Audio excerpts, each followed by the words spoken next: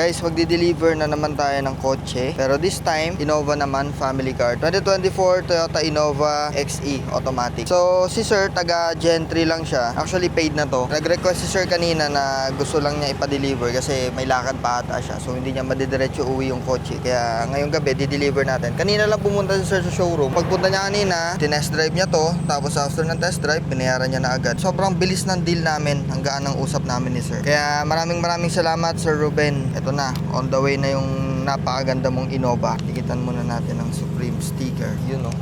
Supreme Car Certified Vehicle.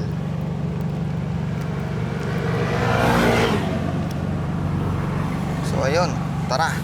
Ito pala yung gamit nating kotse, yung 2007 na Toyota Camry natin na European inspired. At the same time, syempre, para matesting na rin natin. Pero though na-testing ko na rin naman na to, syempre, masarap siya gamitin, kaya ito yung gagamitin natin. So tara, so guys, tingnan nyo yung mileage yan. 19,029 pa lang. Halos kaka-break-in lang nung kotse. Yun nga lang, walang gas. Pero syempre, papa-full tank muna natin to. Punta tayo sa gas station. Papunta na kami, Sir Ruben. Maraming salamat sa tiwala.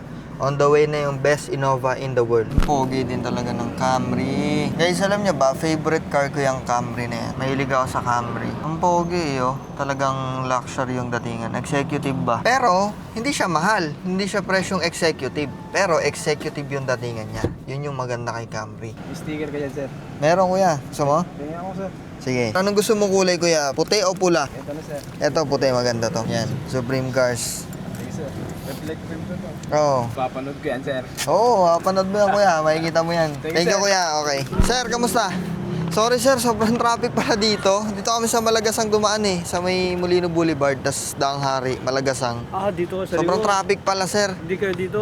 Hindi kami nag-Cavitex eh. Ito yung parang acknowledgement. Ito yung photocopy, sir, ng ORCR. Muntinlupa, sir, yung mother file niya. Ito, sir, may ID na rin ako dito. Huwag mo lang tingnan yung tsura ko dyan, sir.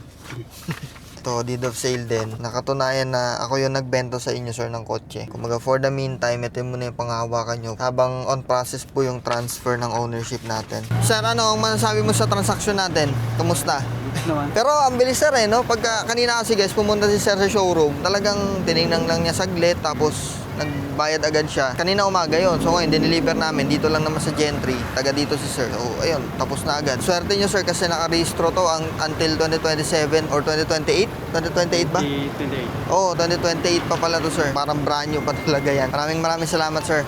Napaka-smooth ng deal, napakagaan ng deal. Pero sir, pag may concern ka, tumawag ka sa akin anytime. Pag may katanungan sa kotse, pag may nangyaring something sa kotse, sir, tanungin nyo ako anytime po. Tawag lang kayo, sir. Ganda yan, sir. Parang brand new. Break-in mo pa yan. Thank you, sir. Mauna na kami.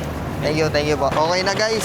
Done deal. So ayun, done deal na. Sold na yung Innova natin, cash buyer. Another Innova, best Innova in the world, sold.